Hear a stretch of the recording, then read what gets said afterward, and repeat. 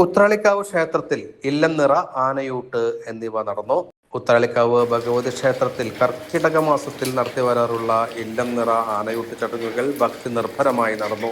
ക്ഷേത്ര ഗോപുരത്തിന് പുറത്ത് അരിമാവണിഞ്ഞ് നാക്കിരയിൽ വെച്ചിരുന്ന കതിർക്കറ്റകൾ മേൽശാന്തിയുടെ മുഖ്യ കാർമ്മികത്വത്തിൽ കീഴ്ശാന്തിമാർ തലയിലേറ്റി ശംഖനാദത്തിന്റെയും കുത്തുവിളക്കിന്റെയും അകമ്പടിയോടെ ക്ഷേത്രം വലം വെച്ച് ശ്രീകോവിലിൽ കൊണ്ടുപോയി പൂജ ചെയ്തു. പൂജിച്ച നെൽക്കതിർ പിന്നീട് ഭക്തർക്ക് വിതരണം ചെയ്തു. തുടർന്ന് ഗജപൂജയും ആനയൂട്ടും നടന്നു. ഡോക്ടർ PS മോഹൻദാസ് ആനയ്ക്ക് ചോറുരുള നൽകി ആനയൂട്ട് ഉദ്ഘാടനം ചെയ്തു. ആനയൂട്ടിൽ 4 ഗജവീരന്മാർ പങ്കെടുത്തു.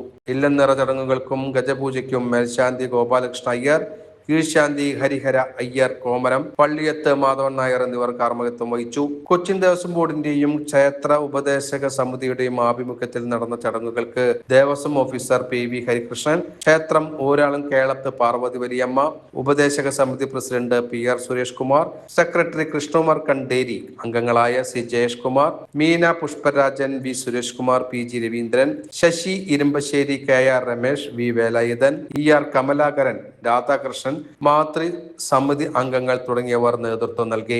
പിന്നീട് ക്ഷേത്രത്തിലെത്തിയ എല്ലാ ഭക്തർക്കും ഔഷധക്കഞ്ഞി വിതരണവും ഉണ്ടായിരുന്നു.